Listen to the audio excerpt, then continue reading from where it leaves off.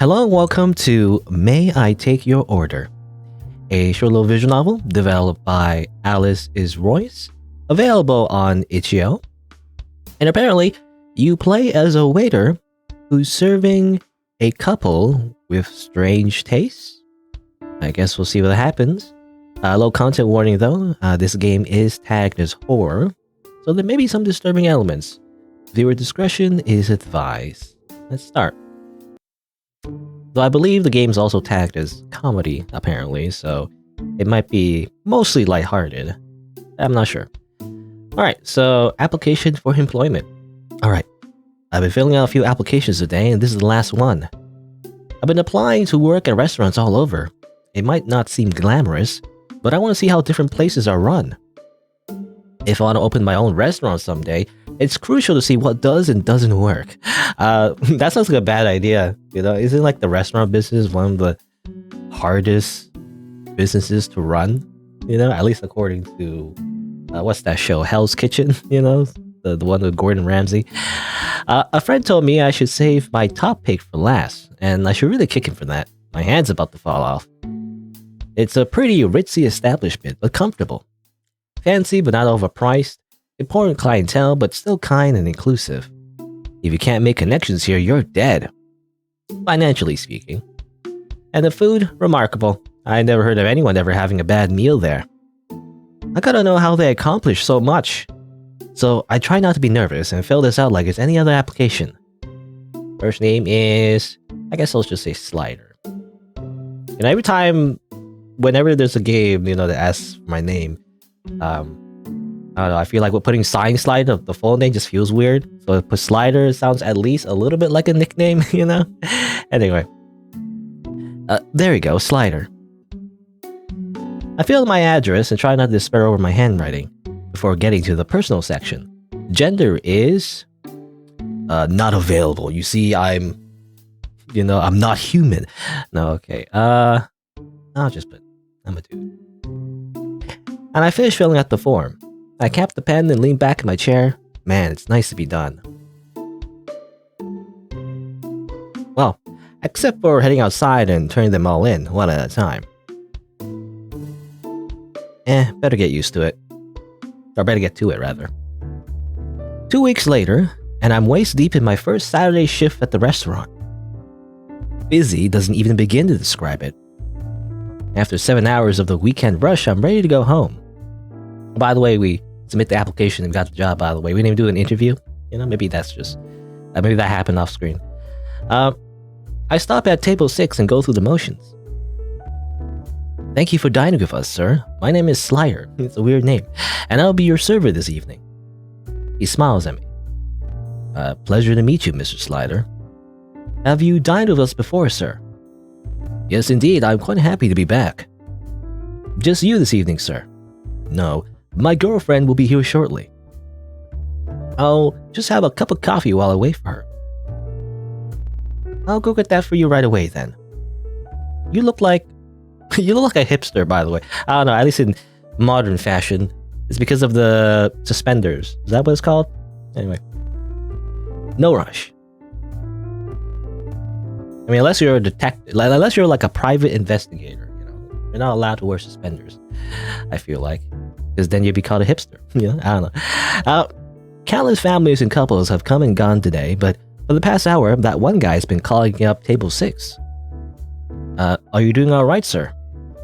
He checks his watch again. Oh yes, I mistook the time. Should be here any second. He's been saying that for the past 45 minutes. I tell him to pack it up and leave, but he doesn't have the look I expect of someone in his position. There's anxiety, but only a little bit, and there's no disappointment. Not a shred of doubt in his eyes. He really thinks. Excuse me. He looks up at me. It seems he's come to some sort of decision. Oh, thank goodness. But this is a restaurant with crayons, correct? Yes, sir. We have those for kids. Do they? Do they have crayons in restaurants? Do they actually carry crayons? Excellent. A string of ferocity enters his eyes, one that doesn't quite pair naturally with crayons. You know, he's an artist. He really likes crayons. One, please, and red if you got it. Yeah, sure. I'm not about to argue with a customer, so I head to the front. Not exactly usual, but the guy's been sitting here for half an hour with no phone. I'm caught between pity and irritation, and hope for the umpteenth time. He's enough empathy to tip well on the single cup of coffee he's been nursing. There's a small tin with several crayons. We try to keep fresh ones ready. I grab... Okay, you can choose rather. That's why I'm saving. We can give him the crayon that he wants, or you can give him the wrong one, just to troll him. Sure. Let's just give him... Let's just, yeah, let's give him the wrong one. Out of sheer spite, I grab a blue crayon. Get wrecked. Look, I have to be here till all the customers leave, but that doesn't mean I have to like it. I bring the crayon back over to him and hand it over. Thank you, Mr. Slider. Look, I really appreciate if you could order something. I'm usually very good at customers, but this is seriously trying my patience. Him and his hipster suspenders. Now, look, I know you're probably having a rough night, but we're closing soon. No warning, no nothing. He knocks everything off the table and climbs right on. What the... Hey, what do you think you're doing? His deft hand scrawls a wide circle, then another, then sections off areas, slicing as though the crayon were a knife. He fills it with symbols. They look almost like zodiac signs. Homo sum homini nihil alienum puto. Nihil? Nihil. It's like I sit up too fast. There's a rushing to my head. There's a pressure, like my ears are going to pop. My freaking UI broke. Can't do that. The tablecloth rips and there's a spray of sweet-smelling fluid. I leap away from the table as something bursts out.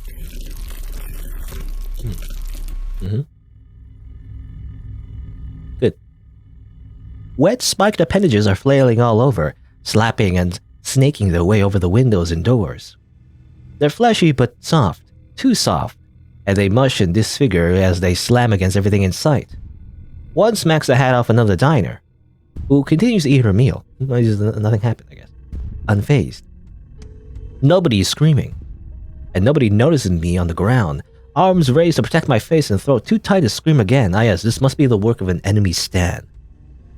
That's how it works, right? But that's okay.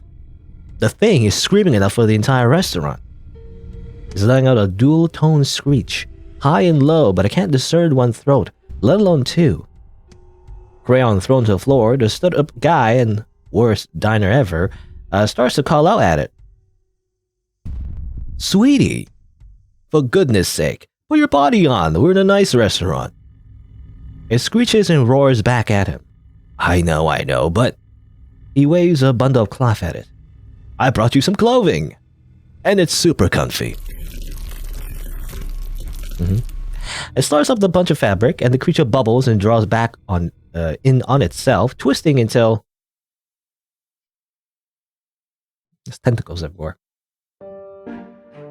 Okay, and now it's an anime wife, of course. What's that hairstyle remind me of? I don't know why. Well, it kind of reminds me of the what's her name? I forgot her name, but the main character in Ghost in the Shell. You know, I don't know that particular art style, or not art style, hairstyle rather. Anyway, multiple eyes. I emerge. You're here. You had me worried, so I figured I'd help break the barrier down a bit. Talaporia. You have no idea how good it is to see you. When he says that word, my ears finally pop, and my teeth grit. It's a bad word. It's not a curse word per se. Not so much a word you wouldn't say in front of your boss. It feels like the wrong answer in a classroom or meeting. It's from an Eldritch language. That moment when everyone turns and looks at you, and you just want to sink through the floor. I just want to sink through the floor. I want to go very quietly, go get my coat and change my name, and move to whatever town is on the exact opposite point on the globe from where I'm currently standing. You informed me that the barrier was to be frail in this portion of your world. I will hold you responsible for the trouble. He's beaming at that thing that came out of the hole, but I can't look at it. It hurts to roll my eyeballs toward it like I'm dehydrated. You know, it's a good thing she's Because this world is seen through a filter, you see, So therefore, this is not her true form, I guess. And we can gaze upon her form without going insane. Anyway, when I close my eyes, the dark behind my eyelids is so cool and so soft. There are tears running down my cheeks. I hadn't noticed. The guy, Hendrik, beams and gestures toward the gaggle of eyes and puffy wool. Oh, this is my girlfriend, Taliporia. Impudent microbe. I may choose to craft for myself the form of a creator, a birthing one. But I am capable of far greater creations than your pubescent females. And far more erroneously, your inflated ego thinks I would deign to refer to you as any form of companion. The words wash over him like a gentle breeze. It looks like she could rip his face off, but her roars just make his eyes brim with joy. Well, we've been dating for about 400 years now, and though the long-distance thing is an teensy bit of an annoyance, we make it work. The moment I finally devise an effective method of accomplishing your demise, I will rip your soul from your ever-regenerating body and chew it to a gruel. Apparently he's immortal. He sits down at the all-but-destroyed table and picks up his menu. But until that beautiful day, when I again can be with you forever, you're gonna need to eat something else. Taliporia stops. She looks at me and I bounce between eyes, trying to make contact with one that doesn't stare down to my deepest inadequacies. There is human fuel here. I nod. Her mouth breaks open to a smile. Yes, she had like a anime fang. Excellent. You're spared from punishment, Hendrik, if only for a moment. She sits down but not in a chair. Dozens of her tentacles are still present throughout the entire room, spikes driven deep into the surfaces, blocking all the exits. She settles into one of the squishy appendages, looking quite pleased.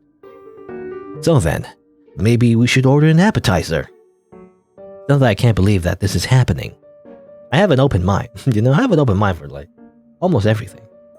But as far as sudden supernatural shifts to my life, I was hoping for wizard school, like that one movie. Or just plain old haunting. Some ghosts are pretty cool, right? At least with a zombie or something, I know the rules here. What are the rules of this thing? Well, you have to read H.P. Lovecraft, Do I throw rice on the ground to stall her? Well, usually the rules are that you're dead, actually. The point of Eldritch Abomination is you can't do anything. You just go insane and die, usually. Will she attack me if I touch her with iron? I listen to my gut, but I can't make out anything but general foreboding. Demon. You summon demons, so that fits. But I don't know, something doesn't seem quite right about that. Maybe she's excuse me. Oh, I can barely think, but I can at least fall back on one set of rules. I struggle to stutter out the rote reply. What? Would you like to start off with super salad tonight? The man grins and gives an eager nod. Could I please get the blue cheese salad? And for my sweetie, the Taliporia, which I don't know how to pronounce still. Taliporia? The Taliporia rolls her eyes and her teeth flash as she cuts in. Hello, Tippy Frog, by the way. W. Hendrik, I've been on enough of these sham dates to know that ordering for your companion is rude. His face falls. But it's been ages since you've eaten any food. You're chewing on the fork right now. She gives him a glare and slowly places the slightly bent cutlery back down the table. Fine. But before he can say another word, she makes her move. Well, I don't want your advice, though. I want the young human to choose for me. Oh no. He sighs, annoyed. But he checks himself before looking at me. I think he knows that she's putting me on the spot. I can appreciate that he's trying to look out for me. I mean, I appreciate it more if he could have not summoned some kind of eldritch thing during an already busy Saturday shift. Or at all. I ease my throat open enough to squeak out. I don't know. A tomato bisque, Caesar salad, or lamb chili. I mean, does she like spicy things? I don't know. What is tomato bisque, by the way? Is that like it's a soup, right? I'm assuming. I mean, the appetizer is a soup, I guess. Sure. How about you try out some tomato bisque?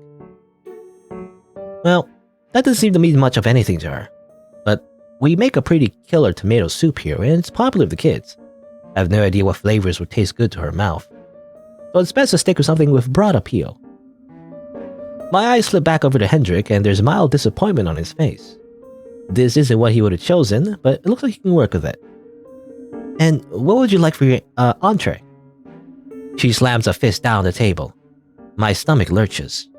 First, bring me the matter. This physical form requires fuel to sustain itself. I turn on my heel and fly out of there, an excuse to leave. If there are any kindly extra-dimensional beings looking down on me right now, I would like to take this opportunity to thank them. I rush into the kitchen. Back in the kitchen, everyone's still bustling about, other servers are calling in their orders. The ambitious cooks are working. The slightly less ambitious cooks are cracking jokes to each other. Jokes, cracking jokes with each other. They're as oblivious as the customers out front. I can see my manager discussing some menu changes with the head chef. Hey, does anyone else see what's going on out there? But nobody turns to look at me. Hey, I'm serious. What the hell's going on? Are they ignoring me? Do you expect me to just come back here and bring in this order like nothing's wrong? I take a sarcastic tone. Yeah, we got blue cheese and a bisque for table 6, just on the usual night, right? Without warning, a tray with the orders put down on the counter next to me. But other than that, there's no hint of a glance. No guilty looks. Hey! Nobody even flinches. Fine. Looks like I'm on my own. Supposedly nobody is aware for some reason. I was thinking like maybe this is a usual Saturday, and everyone's like, Eldritch Abomination, he does this every week. And did I tell you how lovely your eyes are this evening? From your ever effusive sewer pipe of compliments springs something worthwhile. I made most of them myself, but the eye in the center of my head was my reference object. I couldn't even tell the difference. Your anatomy has gotten so much better since the last decade. It is easier when I have a fresh supply of study materials. So I suppose I can remain here long enough to consume some matter. Let no sentient being claim that I do not repay my debts. Well, that's just one perk of the job. Teachers can bring home knowledge, cooks can bring home food, and surgeons can bring spare body parts back to their girlfriends. I can say with relative certainty that isn't how it works. If I ever find out this man's last name, I am never going to his hospital. Okay, so he's a surgeon apparently. Like a surgeon, cutting for the very first time. And I'm just reminded of that Weird Al song now. But yeah, apparently he's been bringing home spare body parts for his Eldritch Abomination GF. Good. I served Taliporia her bisque, trying not to get too close. Please be careful, it's very hot. Remember, sweetie, that too much heat can injure... Silence, meat garden! I know what to do with volatile heat sources. She flings the scalding liquid across the table and it hits Hendrik square in the chest. Ugh. He rushes out to the bathroom, face red from pain. We don't serve our soups at a heat that could do permanent damage. Like that one thing, like that one case with McDonald's coffee, and like how there was like a misinformation campaign, with the victim who dropped some coffee on their basically their lower area, and it really caused severe burns, and then she sued McDonald's, and people were at least the media anyway was saying oh wow, she's so selfish, she just dropped a little bit of coffee and now she can sue McDonald's for a lot of money or whatever. But really it was really bad. Apparently the surgery that she had to do was very expensive. She was just suing for the money to pay for her operation. That's all it was, really. She wasn't greedy or anything as far as I remember. And there was a big just misinformation campaign from McDonald's itself to convince everybody that it wasn't a big deal. But it kind of was though, because they put the coffee so high of a setting. The temperature was really way too high. But anyway, I'm just reminded of that. But yeah, we know there's soups that could do permanent damage, but that still has to hurt. She closes most of her eyes and inhales. A deep breath, satisfied. When she speaks again, her rough voice has a tranquil tone. Clean it up, human. This is an establishment of standards, is it not?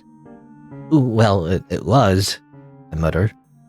The elegant charm might be a bit altered by the, sudden presence of giant tentacles. She snuggles down to her seat. This is a gift for your owners. This is a sliver of my true form. Well, it's lovely. Sorry that you didn't like the bisque. Apology unnecessary, human. I enjoyed that immensely. She wraps the scarf around herself. Now that I think about it, the clothing Hendrik brought her for her is all very heavy. A maxi skirt, a thick sweater, and a blanket scarf. A skirt? Can I see the skirt? I can't really see the skirt. Oh, sort of, I guess. Okay, well, that's a sweater, and that's... Okay, anyway. Blanket scarf. The way you're clutching that scarf, are you You may not have my scarf. It retains my heat. I will continue to generate and retain heat, and it will belong to me, not you. I take a step back. No, that's all your heat. Fair and square? She growls. Happily? Yes, all mine. Hendrik could be procuring more matter this evening, which will continue to power this form. Physical exertion is a luxury. The caloric energy necessary to move but a digit. She lifts one of her own claws. It's precious. I have gone for thousands of years lying in wait for foolish summoners to tear open the rifts and let in good heat from your world. Helioporia leans down the table. The edges of the scarf trail into her bisque, or at least what's left of it. Is it selfish to be happy that she's disarmed now? I look at the still present tentacles and recalculate that statement. She at least cannot harm me with soup. And that's something. So, human, how do you enjoy generating your own heat? Okay. She really likes heat, apparently. I'm assuming because where she's from, probably in the, the deep cosmos of space, I'm assuming, or some other dimension, I'm not sure. I'm not really up, I'm not up to date with my Eldritch Abomination lore.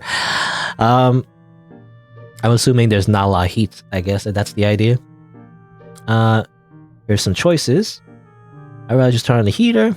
It's not great, really. Have you ever gotten sweaty? I like it. Physical activity is fun. Actually, yeah. I don't like it when it's too hot, to be honest. It's not great, really. I fan my collar a little. I could really use a cold drink right now. She gives a quizzical look. Are you implying that at times you generate too much heat? I nod. In the summer, when the sun gets closer to Earth, everything gets hot and gross. Humans get so warm, they die. Her eyes open wide. Both of them. All of them. Do you catch fire and burn? No, it's not like getting burned. It's just too much heat for the whole system, I think. And you cannot simply uncover yourselves and release the heat into the vacuum of space? I shake my head. No, ma'am. The vacuum of space is too far away, and the summer we're surrounded by too much heat. Huh. Your creator failed to take the seasons into account. Tell it to mind that in the next draft. I assure her that I will, and out of the corner of my eye, I see Hendrik returning. And Hendrik returns. Getting along well? As well as might be expected. So, thank you for keeping her company. We'll eat our appetizers and... She shakes her head. I'm finished with mine. He laughs. Of course, how could I forget? The burning scar in my chest. So then, would you like to move on to the main course now? Next part of the meal. Ah, yes, with the larger portions. Hendrik points to her menu. So, what were you thinking about? I always like steak, but I admit that I was kind of thinking about splurging on the... Hey, human slider. Human slider. That makes me sound like a burger.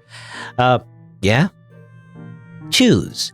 Do it promptly and wisely, or else I will need to consume something else for my main course. She's staring me right in the eyes, her gaze lingers on my mouth. She stares at my teeth and licks her lips. Could she eat my teeth? Well, I think you would enjoy... another save game. Steak? Well, that's what he, recommended. Live lobster or squid ink pasta. Sure, you want this lobster? Andrew gives a bit of a nod. Oh, that's my order too. It's been a while, but this is a special night. What? At what point did humans discover the joy of consuming live creatures? Wait, she doesn't think I'll serve it to her while it's still... No, sweetie, I'm afraid that most of us are still a touch, prudish about that sort of thing. But they have a tank here, so the lobster is fresh. Nothing is as fresh as squeezing the life from a creature with your jaws. Feeling it writhe and struggle in a fruitless attempt to stave off the icy curtain of death. She's looking straight at my throat. 2 lobster dinners coming right up. I rush away as quickly as I can. I try to convince the chef to let me serve 1 lobster live. I feel downright ghoulish, but between me and a crustacean, I'm going to defend myself every time. Her reaction is the same as the last time. She prepares the dishes as usual and hands them off to me, never making eye contact or reacting to anything I say. What is this? She lifts up the extra utensil. It's the lobster cracker. You just have to crack open the shell. This is a fair idea, but it's such a waste. To use this on a deceased creature. Well, if the food is dead, isn't it easier to consume? She waves a claw at me. Not if you have to crack it open anyway. Hendrik is already taking the meat out of his. I like it. It's soothing to have a little tactile activity as part of your meal. Teleportia's claws slip on the lobster cracker. Meat shield, how are you employing your tool? Well, you put either end of the metal bit over. Raise it up and demonstrate. He holds the lobster cracker and 1 leg up, leaning forward so they're close enough for her to get a good look. He holds hers up, pantomiming his actions, then promptly grabbing one of his hands, wrapping the cracker around his pointer finger and gripping it tightly. Oh! His finger juts out at an odd angle and blood drips onto the torn tablecloth. She cackles and throws the metal towards his head. Fool, I can easily employ such a simple item. He's leaning away from his injured hand, the other on his face. Right you are, you got me. He does look embarrassed. It's really hard to tell through the pain. I mean, that is an expression of pain on his face, right? I guess you got him. You got him, get pranked, I guess. Like, I'm assuming they used the tool on his finger, I said. Such a... I don't know. Are they doing like an SMN thing? Anyway, he breathes heavily, trying to get himself under control. As though to prove a point, he goes right back to eating dinner. As though nothing were wrong. So, before I go, is everything to your liking? Is the food powering your true form enough? Silly. Waiter, I guess.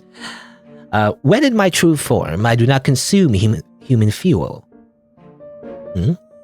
This human template. My, what did you call it?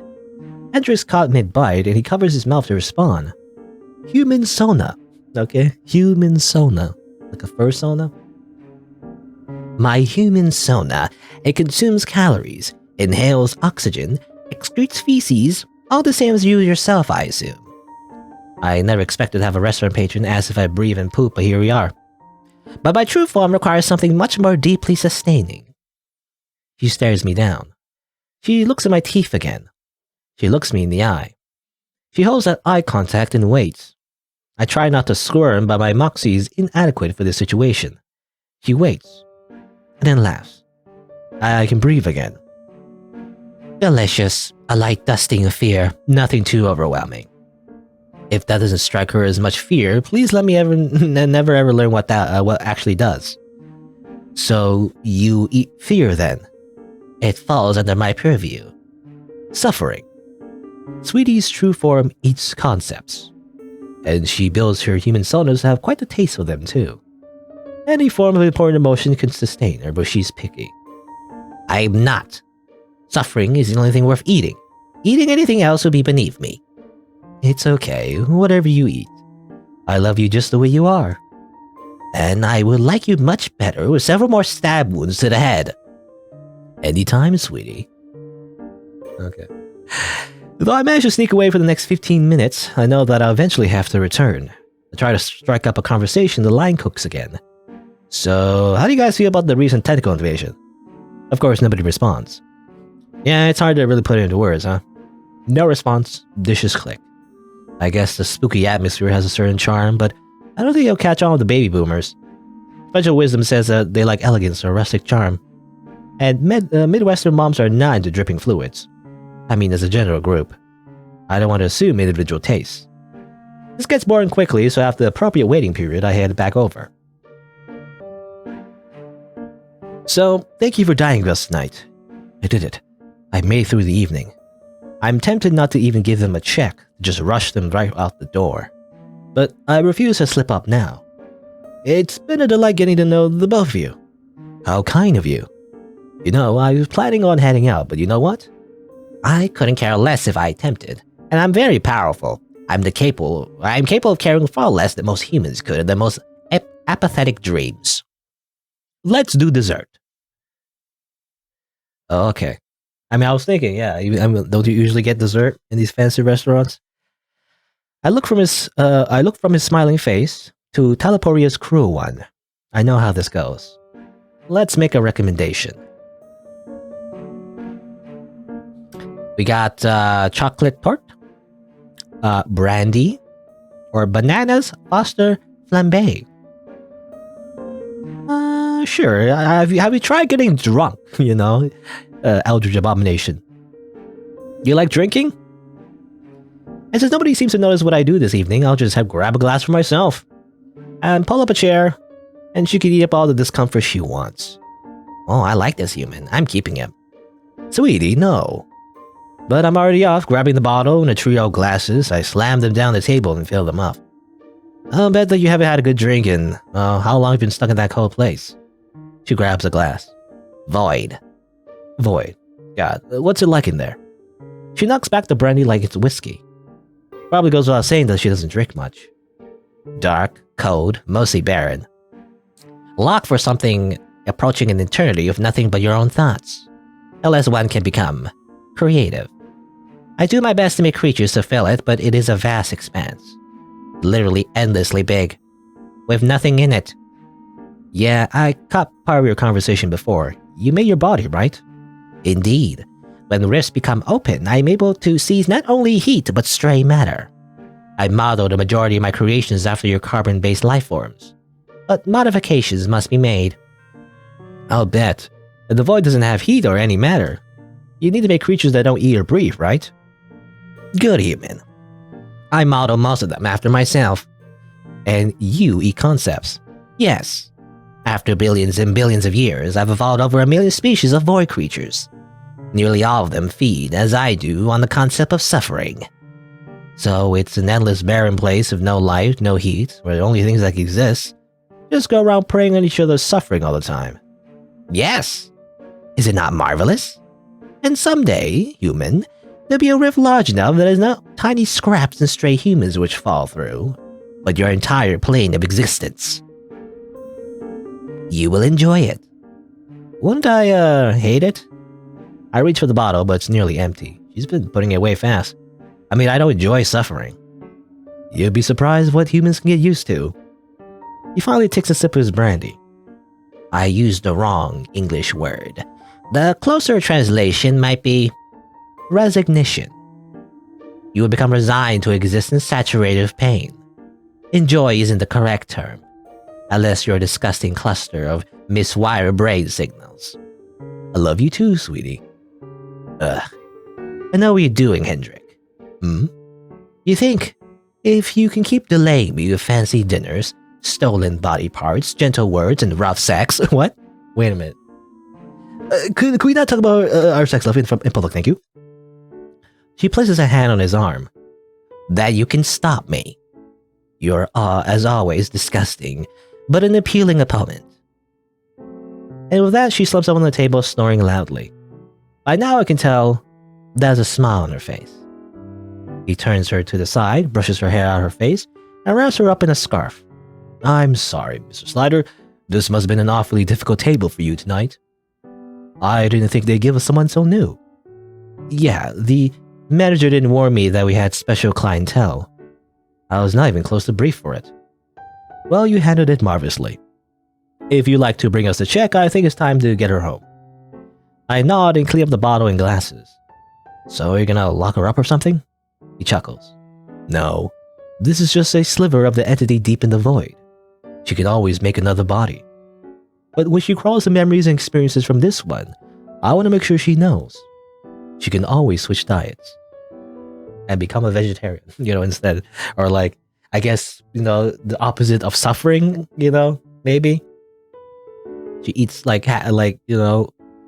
not suffering. I ponder that while I get his check. She's been around longer than our species, longer than our planet. So no matter how old Hendrik is, it's nowhere close. But when I bring that check back, Mr. Hendrik, I'm rooting for you. Keep on doing the hero thing. He laughs all the way through to signing the check, loudly. My dear Mr. Slider, I assure you, I'm not being noble. It's very, very selfish. He looks at Teleporia. She grinds her teeth a little, probably dreaming of biting someone. He scoops her up, making it look easy. She must be lighter than she looks.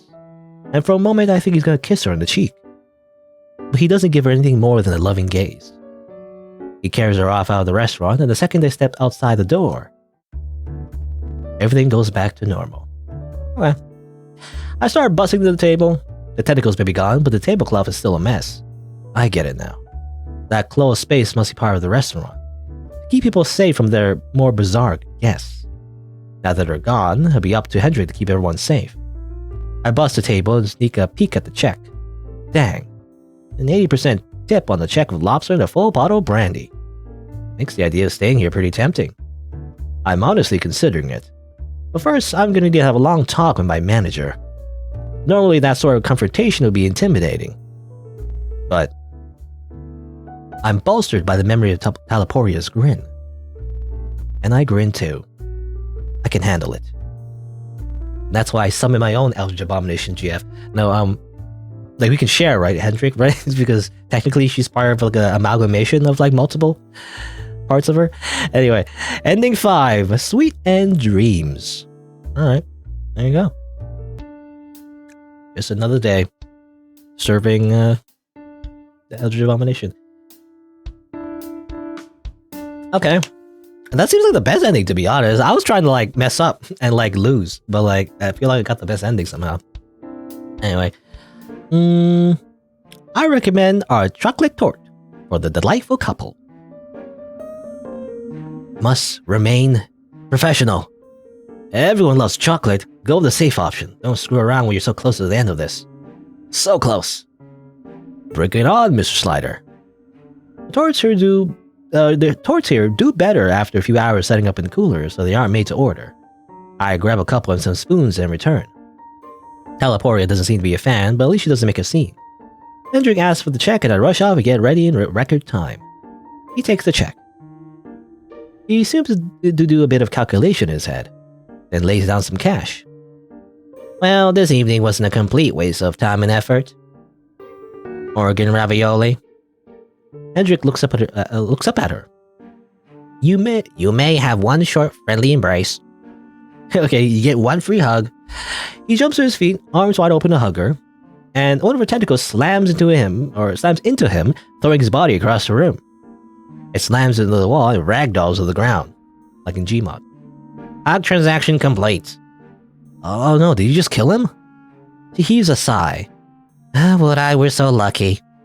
No, Heeman. I've merely rendered him unconscious. That's good, I guess. Via severe cranial hemorrhaging. That's bad.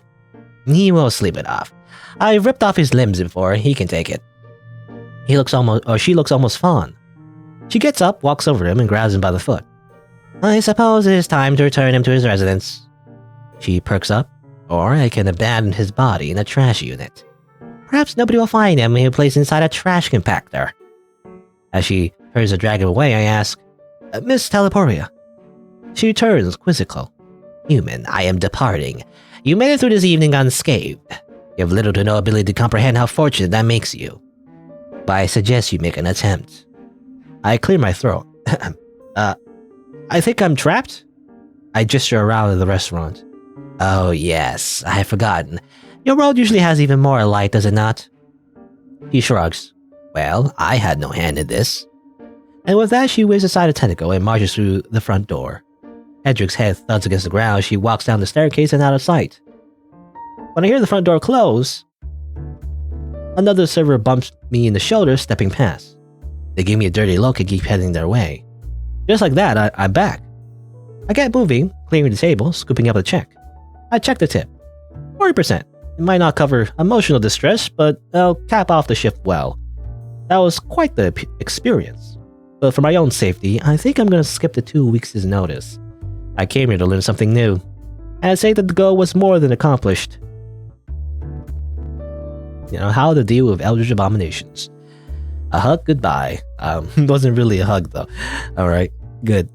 At least we lived. And finally, he fills out the check. So, sweetie. Mediocre food, boring company. None of my preferred sustenance. Sounds like a pretty bad Yelp review, but it's not the end of the world. I'm burning the whole place down. Okay, now that's not great. Sweetie, no. She launches a tentacle at him, throwing him across the room and pinning him to the wall. And with others, she breaks a light fixture, dunks her napkin in the table's olive oil, and stuffs her napkin into the broken circuit. Not again. Why am I not surprised that this has happened before? She lumbers out of the restaurant as it burns. I don't remember much else from that evening. Coughing, someone carried me out there, lots of panic. Perhaps it just took the building burning down around them to get everyone to notice. The restaurant shut down and I didn't get any forwarding numbers. I kissed that reference goodbye in my next round of applications. When I check the pockets of my ruined uniform, I find some paper. Oh, it's the check and the tip. 20%. Nice. I mean, it doesn't make up for losing my job, but I appreciate that he understood that I tried. Okay. Ending 2. Okay, this is what happened. You get this ending, I guess, when basically you don't give meals, you know, that she likes. Like giving her salad or whatever, you know, even though she likes meat. So that's what happens, I guess. So this time, let's choose a steak. That was his initial choice before, right? Thank you. He mentioned it anyway. Steak. She certainly recognizes that word. And I wouldn't normally recommend doing this, but there's a bone, a piece of cow skeleton in the steak. Maybe you might also be able to eat that? Apparently, yes. And I'll have the lobster, please. He looks a little embarrassed. It is a night for a celebrate, you know. Hey, I don't mind. Rack up that bill. He chuckles, and I head off to the kitchen. Both of these meals require special cutlery. I've got a lobster fork and a cracker for Hendrik, and a steak knife for Talaporia. The serrated edges gleam in the murky light. Is it really a good idea to hand a weapon like this over to her? Well, I'm on my own here, and nobody will help me if she attacks me. Or maybe since nobody else will help me, I have to deal with the situation myself. She hadn't made a move to harm me yet, but she did do a number in the dining room. It may only be a matter of time. As I look over to table 6, it's time to make a choice. What should I do with the knife? I'm going to save the game. Let's see. I'm going to try to kill her. I'm going to get rid of it. I'm going to give it to Talaporia as though she were any other customer. I must defeat this monster. I must slay this void creature before she does anything. Hiya! I slide a knife to the back of the tray and approach them. No, I can appreciate finely crafted facsimiles. So you come with me then. They're pretty distracted with the conversation, so they barely even notice me. I make no promises. Why should I come watch humans pretend to injure one another when I could just as easily go out and cause harm to actually befall them? I place Hendrik's plate in front of him, and his cutlery, but they're so creative. You couldn't actually get away with half the tortures in horror films, especially not the ones nowadays. And most humans don't contain half as much blood as they show on screen. Okay, they're talking about horror movies, I guess. Like, maybe like the idea is to like, yeah, instead of like making just real humans suffer, instead she'll watch a horror movie instead or something. I don't know. I put Talaporia's steak down in front of her. This is true. I did enjoy the film where the woman put the men in the bags. And I gripped the knife. There are a bunch of places to stab her, but the big eye on the chest looks like a vulnerable, easy-to-hit target. Of course, that kind of sheer torment transcends language. Okay? Everyone is shocked.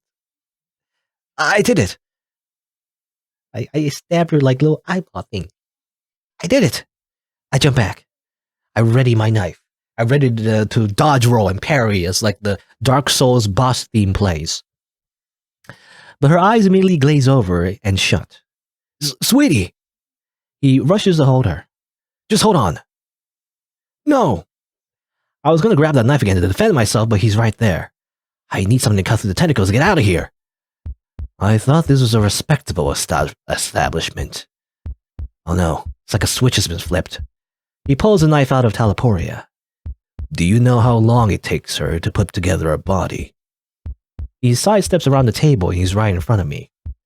How long we have to wait for the I don't know why I can't say that word right in the moment. How long we have to wait for the veil to thin. Do you know how hard it is, getting an immoral goddess of the void, to look upon humanity with anything above contempt? How hard it is to keep her eternal hunger at bay. And worst of all, she might never go out on another date with me after this. What the heck, bro? The last thing on my mind before it all goes black is agonizing pain. But the penultimate thought is that maybe he might be even scarier than the thing he summoned. The biggest simp in the universe. Anyway, ending 3. Bad idea. As it turns out, it's not a good idea to attempt to stab a Eldritch Abomination. I was thinking she was going to be like, ow. It's going to be, ow, what are you doing, you dumb human? And then she just freaking like snaps her neck or something. But I guess it was that easy to just kill her body anyway. But obviously, that just pisses Hendrik off. Anyway, so that's another ending. All right. Yeah, all right. So this time, let's just give her the knife as though she were any other customer. Fighting them seems like a pretty bad call, and there's no sense in making things really awkward, right? Night's been going surprisingly well, and yeah, I'm gonna count not dead yet as surprisingly well. I serve the dishes as usual, placing the lobster cracker and fork by Hendrik, and the steak knife next to Talaporia's place. She glances at it, but not for more than a second. The only thing she's intent on attacking is her dinner. Bloody juice flies from the steak, dripping everywhere, pooling her lap, sprinkling onto her seat, flinging onto the tablecloth, speckling the crayon lines, which start to buzz slowly. Should I call this to their attention? I guess, yeah, I'll bring attention to their summoning circle. Excuse me, your summoning circle. They look up at me. I point to the table where the wood is already beginning to shimmer and warp. Oh, sweetie, you're opening the rift back up. He scrounges on the floor for a moment before sitting back up with the crayon. We watch as he crosses out a line here, smudges a line there, until the table looks, if not normal, then at least, Euclidean. Is that how you pronounce it? Euclidean, right? I know this is a good time to retreat back to the kitchen, but I can't help but ask. So, did you just close the circle back up? It looked like the lines were already smudged before this. How precise do they need to be? He chuckles and picks up on the lobster claws. Well, this wasn't a circle for summoning or making connection between realms. He places the claw inside the lobster cracker. This circle just eroded the barrier in an already weak location. Usually, this place's owner keeps the doorway nice and clear. Oh well, mistakes happen, right? Just let her know to have a look at it, okay? Absolutely. She and I are gonna have a long talk. It was no trouble. He starts to squeeze the cracker. If you know how anything works, it's easy to destroy it. The shell snaps open, he starts to dig the meat out. Teleporia appears at his hands, watching closely as he dismantles the creature. Would you like some? Ah, and waste time preparing my own meal. My beefsteak is delicious, peon. Suit yourself, but you're missing out. On what? Steak is filled with calories for fuel and proteins, which are the building blocks of DNA. Name one thing that makes your meal the superior dish. I start to take a step back. They're eating, I can leave them in peace. Let me get out of here before... Human. Great. Yes, ma'am. Remain here and bear witness to my would-be mate's crushing defeat. Yes, ma'am. There are a few things I want less than stay in the same area as these two, especially if they're gonna fight. Sweetie, you know I would never want to argue with you. I respect your opinions at all times, even when they're wrong. Okay, that's kind of like passive-aggressive. Oh no. I am a deity. You cannot comprehend the depths of my knowledge. If I should make a statement, then it's surely so. Oh yes, she's so deeply infallible that her first time out in public in the 1800s. She ran screaming from an accordion player, having literally never seen in an untold millennia of existence anything like it. I guess she was lucky they weren't bagpipes, huh? Ah! She lunges across the table, steak knife flying. Before he could even move, I feel like it's a bit of a bug. I don't think he's saying that, but before he could even move, she stabs 3 times, knife driving down the hill with each thrust. Hendrik coughs, blood dribbling from his chest. He didn't move a finger to defend himself. One of those stabs must have got him in an organ. And it's not like he can't feel it, his face is skewed up from the intensity of the attack. I suppose that was uncalled for, wasn't it, sweetie? I'm sorry, I missed what you said, because it sounded like you were spinning lies with a human. Never, darling. At a complete loss, I pulled an extra napkin from my apron and handed it over to Hendrik. So, human, have I won the argument? I'm gonna say yes. Pretty definitively. Ha! Well, now knifeless, she picks up her steak and rips a chunk off of her teeth. Let that be a lesson to all. Okay, so let's see. So this time, I got him stabbed, I got him scalded by the soup. I also chose the option with the fire, I guess, the banana flambe or whatever. We had a lovely time, and I think... Oh, no. I think I got the two of you figured out by this point. And I think, if I want this to be a truly satisfying night for our esteemed Void Goddess, then she's gonna enjoy this dessert.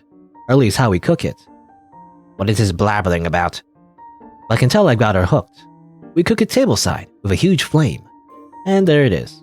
I'm not so sure about this. Looks like he's picked up on the pattern too. Oh, I insist. I don't even need to write this one down. One flaming dessert for table 6. It'd be a shame to waste something so tasty. But it's the best way to make what she really wants to eat. Hendrik, you're always begging me to share dessert with you. Oh, that was weird. Okay, his wounds just disappeared for an instant. But I scrambled out the kitchen, grabbing everything I need. Am I clear to do this? Hell no.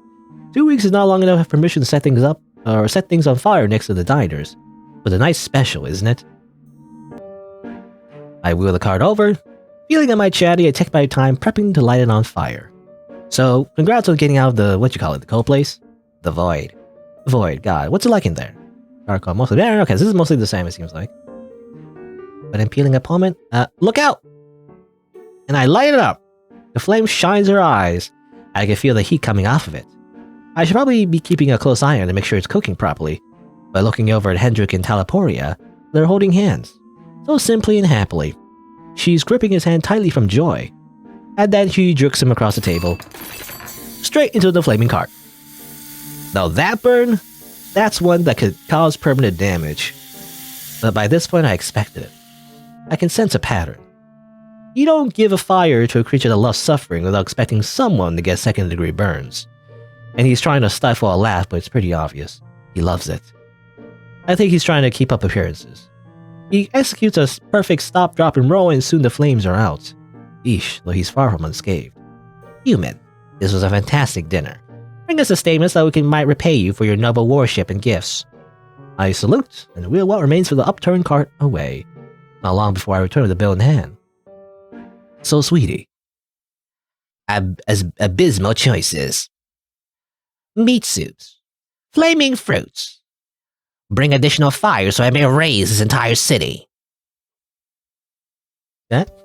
She laughs. I jest, human. Why would I wish to rob myself of the future enjoyment of dining here? You nearly gave me a heart attack. Should your organs cease, kindly deposit yourself in the nearest rift. I will be pleased to craft your matter into a new species.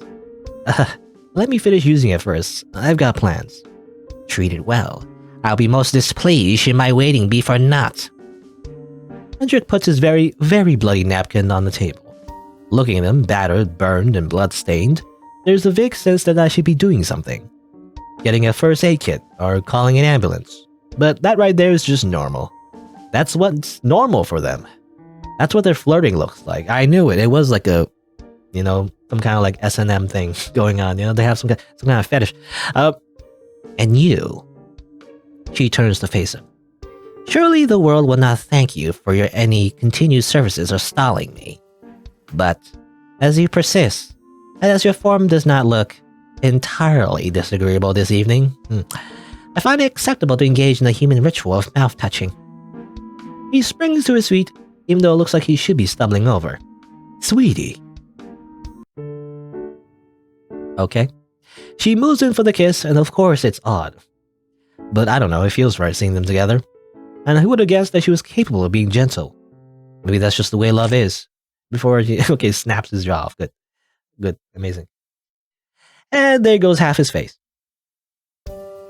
That kind of reminds me, for some reason, the way he looked there in the CG reminds me of Alex, right? That's his name from Yeek, I think. Yeek, a postmodern RPG, which I never played. I just heard like people didn't like it apparently. It was set up to be like some kind of like Earthbound kind of game, but like apparently it didn't come out that way, so people didn't like it, I guess. But it reminds me of that meme, I'm yeeking out, Anyway, kind of looks like him too, a little bit. Oh, you love Yeek? Do you? I always feel like people are ironic, they ironically love you. I don't know. I don't think I'll play it, but I just know how like people make memes about it.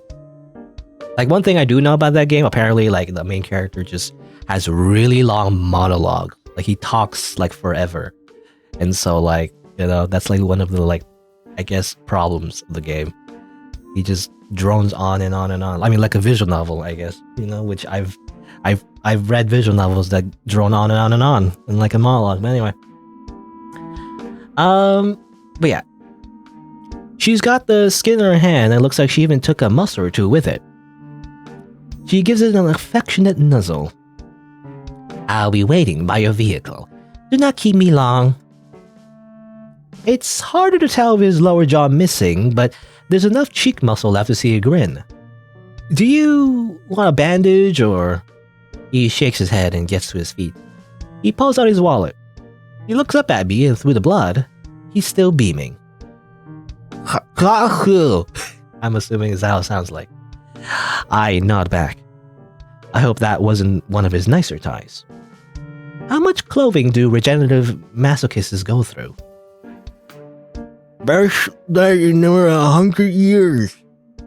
I think she might have reopened his stab wounds too. When I look up, he stumbled toward the door. Is he okay to drive? Whether Teleporter can or can't operate a car, I assume the outcome will be similarly disastrous. As he leaves, everything goes back to normal. I start bussing the table. The tentacles may be gone, but the tablecloth is still a mess. I get it now. That closed space must be part of the restaurant, to keep people safe from their more bizarre guests. Now that they're gone, it'll be up to Hendrik to keep everyone safe. Well, good luck with that. I gathered up the check and start walking it back to the kitchen. And somehow, after a night of monsters and gore, this is the surprise of the evening. He's left me 100% tip on dinner, steak, and everything. I don't want to say that there's a price at which I'll bear this kind of treatment. I mean, what would that say about me as a person? I have pride. Still, I came here for experience and connections, and I sure experienced something tonight. My heart's still racing. The second that rift opened, I want to be anywhere but here. But now, I can't imagine working anywhere else. What do I need to research other restaurants for?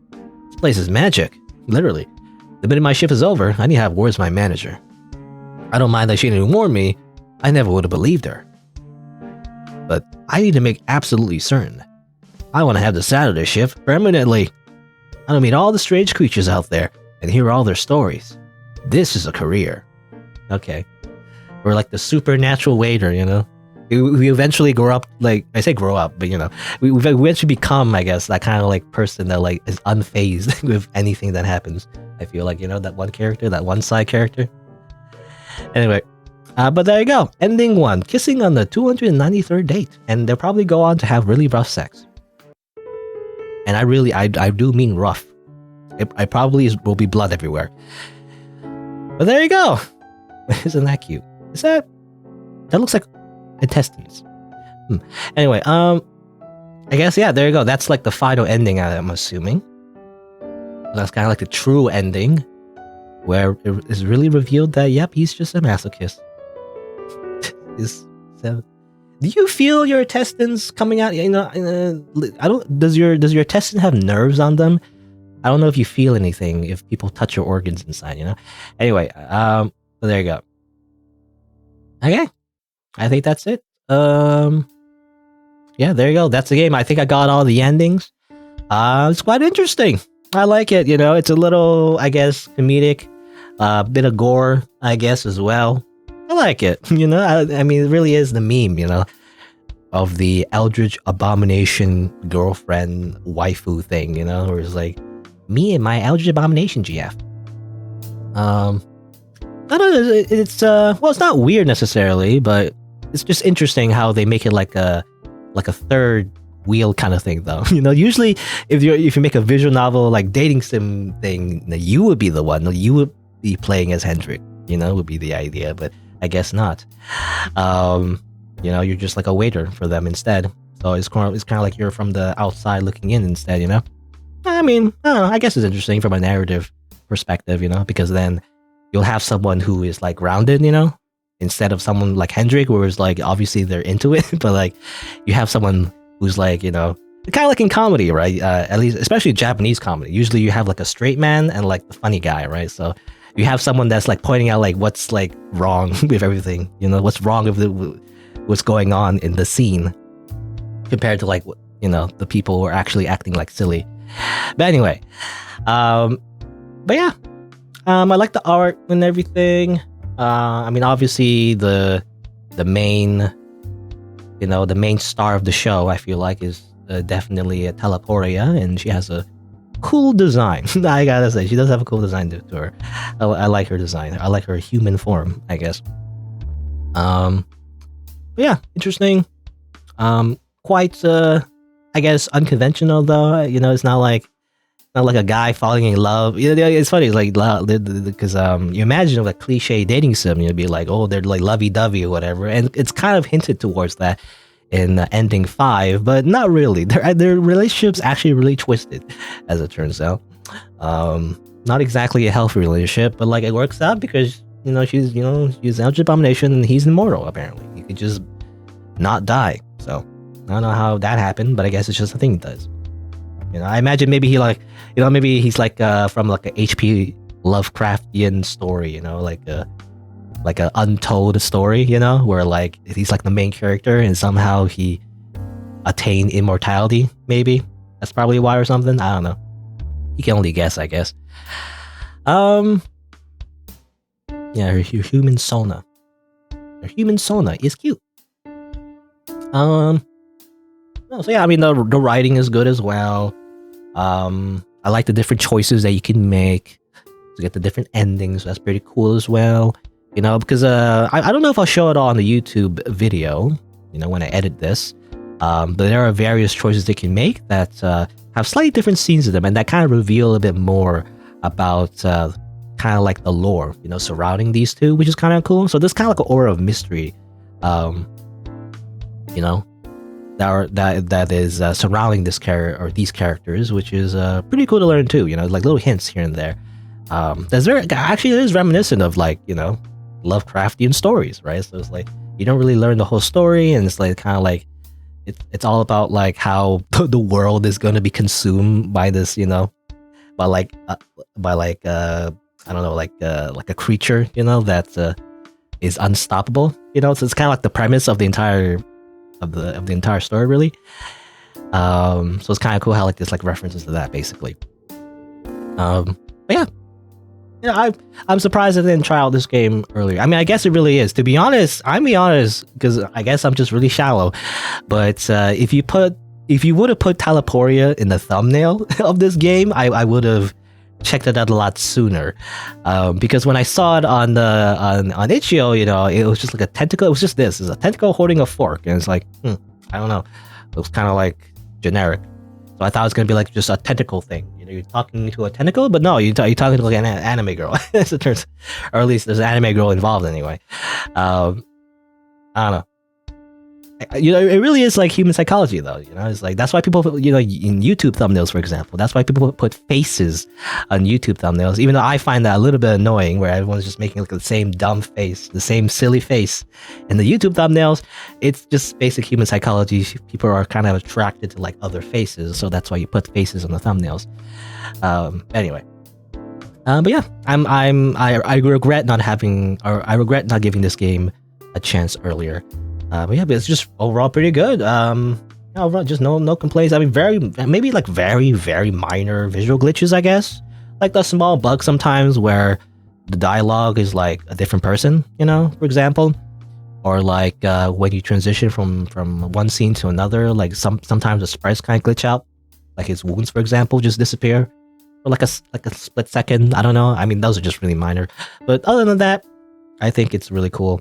I also like in the very I almost forgot, but like in the very beginning where you summon her, your UI like literally gets broken. That was kind of cool as well. It's just a small effect, but like I kind of like how that again basically references like Lovecraftian stories and like games. Like the whole idea is that if you look at an Eldritch Abomination or Eldritch being or whatnot, you literally go insane. Like the rules of reality get bent and like and everything gets turned upside down. That's kind of the whole point, right?